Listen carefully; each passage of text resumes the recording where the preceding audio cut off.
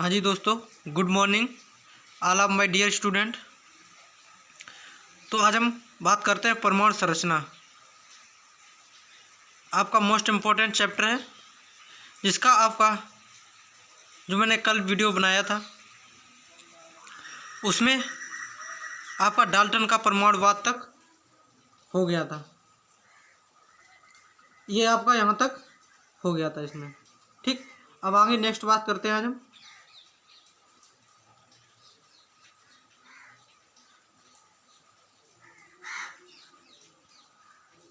आज नेक्स्ट बात करते हैं हम आधुनिक परमाणुवाद। देखिए, आधुनिक परमाणुवाद में क्या बताया है। Modern atomic theory. आधुनिक परमाणुवाद के अनुसार परमाणु के अविभाज्य नहीं होते। परमाणु अविभाज्य नहीं है, बल्कि यह इलेक्ट्रॉन, प्रोटॉन, न्यूट्रॉन आदि मूल कणों से मिलकर बना होता है। परमाणु जो हमारा होता है, परमाणु होता है वो इलेक्ट्रॉन, यहाँ इलेक्ट्रॉन होते हैं, इसमें प्रोटॉन, इलेक्ट्रॉन, प्रोटॉन, ये नाभिक होता है।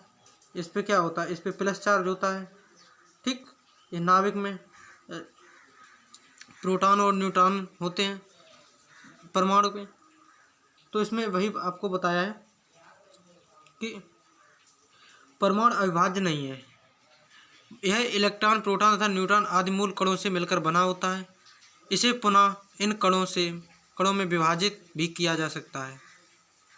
इसे पुनः कणों में विभाजित भी किया जा सकता है। इनको क्या छोटे छोटे कणों में विभाजित हम कर सकते हैं, किया जा सकता है। आइए नेक्स्ट पॉइंट देखते हैं। एक ही तत्व के परमाणु भिन्न भिन्न द्रव्यमानों के भी हो सकते हैं। एक ही परमाणु के जो होते हैं, एक ही तत्व के परमाणु भिन्न भिन्न हो सकते हैं। ठीक, परमाणु जो होते हैं वो भिन्न भिन्न द्रव्यमानों के भी हो सकते हैं। ऐसे परमाणुओं को समस्थानिक कहा गया है। इन तत्वों के परमाणु क्रमांक समान होते हैं। उदाहरण के लिए हाइड्रोजन के 3 समस्थानिक हैं। हाइड्रोजन के होते हैं 3 समस्थानिक। कौन कौन? 1H1, ठीक, 1H2 और 1H3। हाइड्रोजन के 3 समस्थानिक हैं, जिसे प्रोटियम, ड्यूटेरियम तथा ट्राइटियम, जिनके परमाणु भार क्रमशः 1, 2, 3 हैं। ठीक, जैसे आपको हाइड्रोजन बताया गया, हाइड्रोजन का कितना होता है परमाणु? 1 होता है, 1H1, नेक्स्ट 1H2, ठीक, नेक्स्ट 1H3। देखिए इसके परमाणु भार में क्या होता है। परमाणु भार इसका 1H का 1 है, इसका 2 है, इसका 3 है। ठीक, इसे क्या हम समस्थानिक कहते हैं, 1H। और एग्जाम्पल बताइए आप। जैसे 17Cl35 हो गया और 17Cl37 हो गया। ठीक है, ये आपके समस्थानिक हैं। इसमें क्या है, परमाणु भार में भिन्न भिन्न होते हैं। ठीक, और परमाणु क्रमांक ये हो गए, ये आपके समान है। आइए नेक्स्ट देखते हैं। ठीक, नेक्स्ट की बात करते हैं।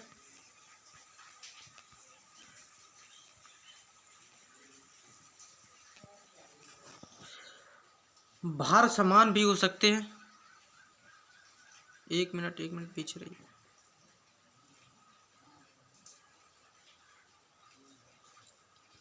देखिए यहाँ भिन्न भिन्न तत्वों के अर्थात भिन्न भिन्न परमाणु क्रमांक वाले परमाणुओं के परमाणु भार समान भी हो सकते हैं। परमाणु भार समान भी हो सकते हैं किनके? भिन्न भिन्न तत्वों के अर्थात भिन्न भिन्न परमाणु क्रमांक वाले परमाणुओं के परमाणु भार समान भी हो सकते हैं।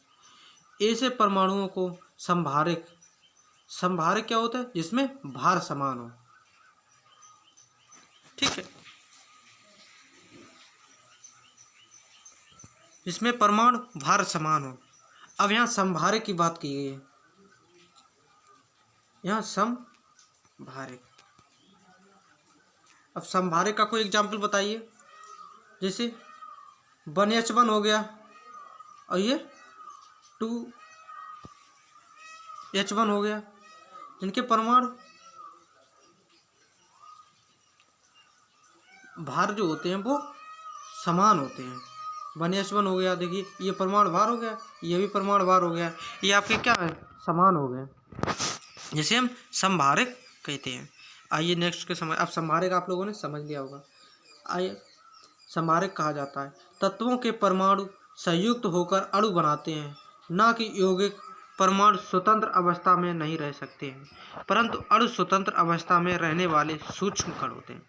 तत्वों के परमाणु क्या होते हैं, संयुक्त होकर मॉलिक्यूल्स बनाते हैं, संयुक्त होकर अणु से मॉलिक्यूल्स बोलते हैं, बनाते हैं, ना कि यौगिक। ये यौगिक नहीं बनाते। परमाणु स्वतंत्र अवस्था में नहीं रह सकता है, परंतु अणु स्वतंत्र अवस्था में रहने वाले सूक्ष्मतम कण हैं। ठीक, आइए नेक्स्ट देखते हैं। नेक्स्ट है आपका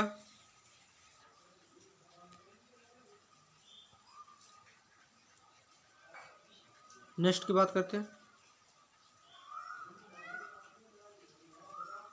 यौगिकों में तत्वों के परमाणु में सरल गुणित अनुपात होना अनिवार्य नहीं है।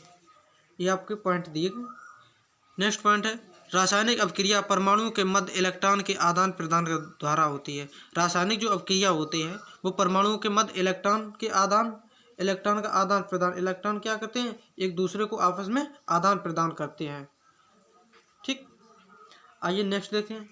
यदि परमाणुओं को ना तो उत्पन्न किया जा सकता है, ठीक, परमाणु को ना तो उत्पन्न किया जा सकता है और ना ही नष्ट किया जाता है, तथा नाभिकीय अभिक्रियाओं के द्वारा भारी तत्वों के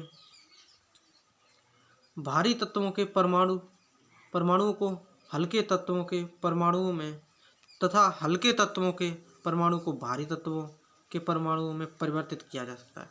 यहाँ से आपको इम्पोर्टेंट लाइन ये देखिए, यहाँ पे है नाभिकीय अभिक्रिया के द्वारा भारी तत्वों को परमाणुओं के हल्के तत्वों के परमाणुओं में तथा हल्के तत्वों के परमाणुओं को भारी तत्वों के परमाणुओं में परिवर्तित किया जाए।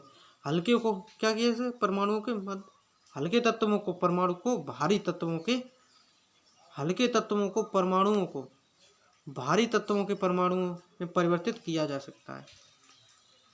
आइए नेक्स्ट देखते हैं। ठीक,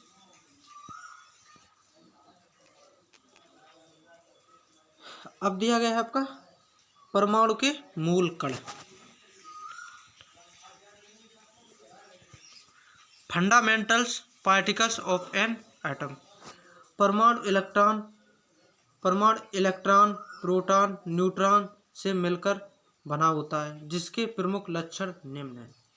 जो हमारा ये परमाणु होता है, ठीक, इसमें क्या होते हैं, इलेक्ट्रॉन होते हैं, प्रोटॉन होते हैं। इसमें ये इलेक्ट्रॉन प्रोटॉन न्यूट्रॉनों से मिलकर बना होता है परमाणु के मूल कण। इनके प्रमुख लक्षण क्या हैं, देखिए ये इलेक्ट्रॉन, ठीक, इलेक्ट्रॉन पे बात करते हैं। इलेक्ट्रॉन यह परमाणु का अत्यंत छोटा कण है। इसकी खोज जे थॉमसन ने 1897 में की थी। तो यहाँ पे आप कि एक मोस्ट इम्पोर्टेंट क्वेश्चन बनता है, इलेक्ट्रॉन की खोज किसने की थी। तो यहाँ पे जे थॉमसन ने 1879 ईस्वी में की थी। इस कण पर 1.6 इंटू 10⁻⁻19 कूलाम ऋण आवेश होता है। इलेक्ट्रॉन पे ऋण आवेश होते हैं, तो इलेक्ट्रॉन का मान जो होता है, ठीक, वो कितना होता है, 1.6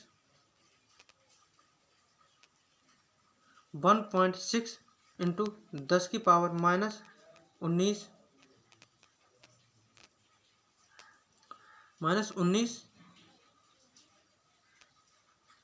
कूलाम। ठीक, कूलाम। इलेक्ट्रॉन पर कितना चार्ज होता है, 1.6 इंटू 10⁻⁻19 कूलाम ऋणावेश होता है। एक इकाई ऋणावेश होता है। इसका भार हाइड्रोजन के भार का 1/1837वां भाग अर्थात 9.1 इंटू 10⁻31 किलोग्राम होता है।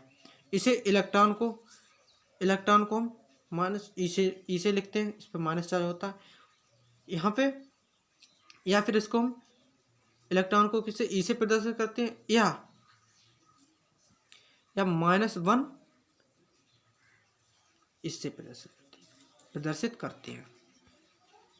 आइए प्रोटॉन को समझते हैं। प्रोटॉन में क्या होता है, ठीक,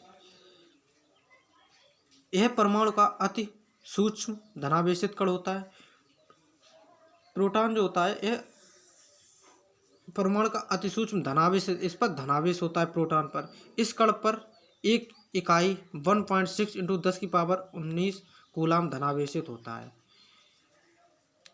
ठीक, परमाणु पर कितना होता है, 1.6 इंटू 10⁻19 कूलाम धनावेश होता है इस पर, किस पर, प्रोटॉन।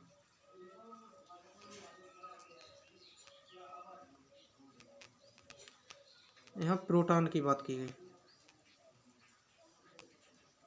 ये धनावेशित होता है,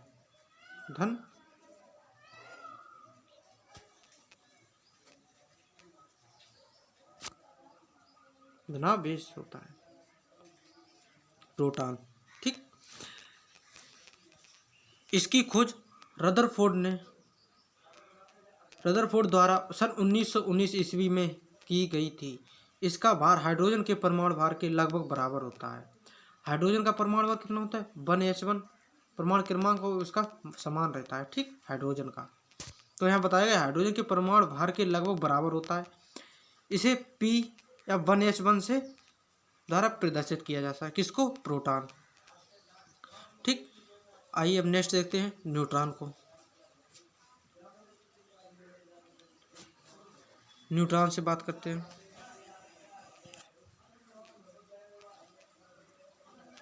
न्यूट्रॉन की बात करते हैं। न्यूट्रॉन भी परमाणु का एक अनिवार्य घटक है। यह कण विद्युत उदासीन होता है, अर्थात इस कण पर कोई आवेश नहीं होता है। इसकी खोज चैडविक ने की थी। इसे न्यूट्रॉन को हम किससे प्रदर्शित करते हैं, न्यूट्रॉन को N से या N1 से प्रदर्शित करते हैं। न्यूट्रॉन का द्रव्यमान 1.6750 इंटू 10⁻27 किलोग्राम होता है।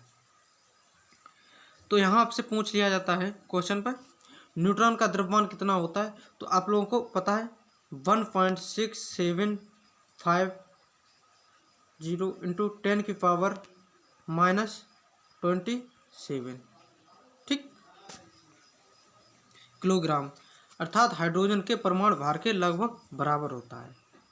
यहाँ बात करते हैं इलेक्ट्रॉन, प्रोटॉन तथा न्यूट्रॉन के गुण।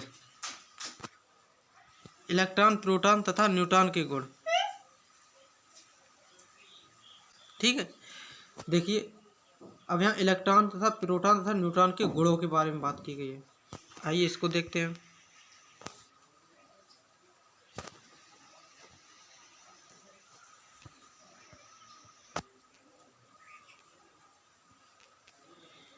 यहाँ आपको ये सारी बनाई गई गुण, इलेक्ट्रॉन, प्रोटॉन, न्यूट्रॉन।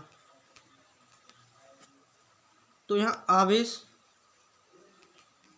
का मात्रक कूलाम होता है, ठीक।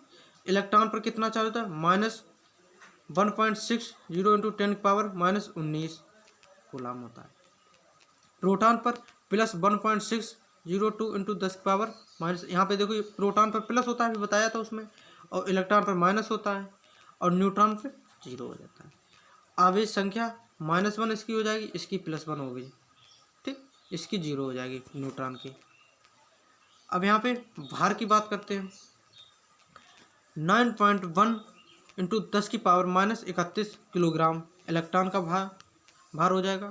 प्रोटॉन का भार होता है 1 ये देखो आपको दिया गया है 1.673 इंटू 10⁻27 किलोग्राम।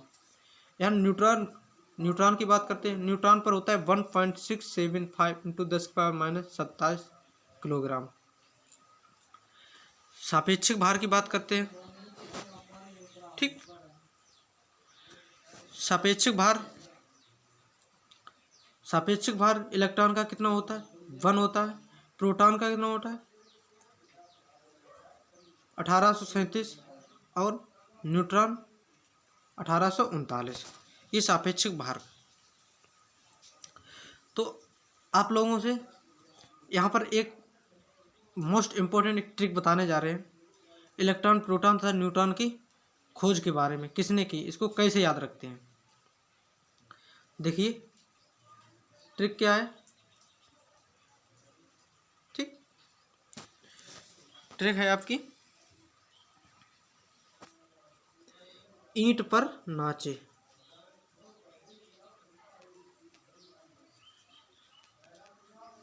ठीक, ई से आपका क्या हो जाएगा इलेक्ट्रॉन। तो यहाँ ईंट है, ईंट पे क्या हो जाएगा टी से हो जाएगा जे आपके टॉमसन ने, जे टॉमसन। इलेक्ट्रॉन की जब आपसे कोई पूछे इलेक्ट्रॉन की खोज किसने की, तो जे टॉमसन ने इलेक्ट्रॉन की खोज की। आइए इसी प्रकार से हम नेक्स्ट को समझते हैं।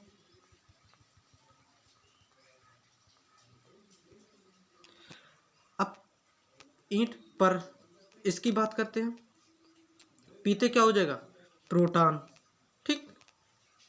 पी से आपका हो जाएगा प्रोटॉन। प्रोटॉन की खोज किसने की रदरफोर्ड। आर से आपका रदरफोर्ड हो जाएगा, रदरफोर्ड, ठीक।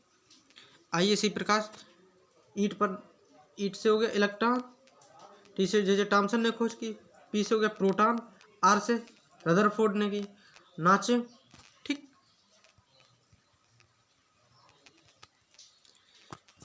यहाँ बात करते हैं अब इस वाले की, इससे आपका क्या हो जाएगा न्यूट्रॉन, न्यूट्रॉन, ठीक। चा से क्या हो जाएगा चैडविक, चैडविक। अब आपसे पूछे कोई न्यूट्रॉन की खोज किसने की, तो आप बता देंगे चैडविक ने की थी, ठीक। न्यूट्रॉन की खोज। अगर इलेक्ट्रॉन की कोई पूछता है तो इलेक्ट्रॉन की आप लोग बता देंगे। तो आई होप, आशा करते हैं आप लोगों को समझ में आया होगा। ये समझ में आया तो एक डिस्क्रिप्शन में जाके हमारे चैनल में कोई सब्सक्राइब जरूर कर देना। आपका स्वागत है पाल जी टेक्निकल में। सब्सक्राइब और लाइक जरूर करना दोस्तों।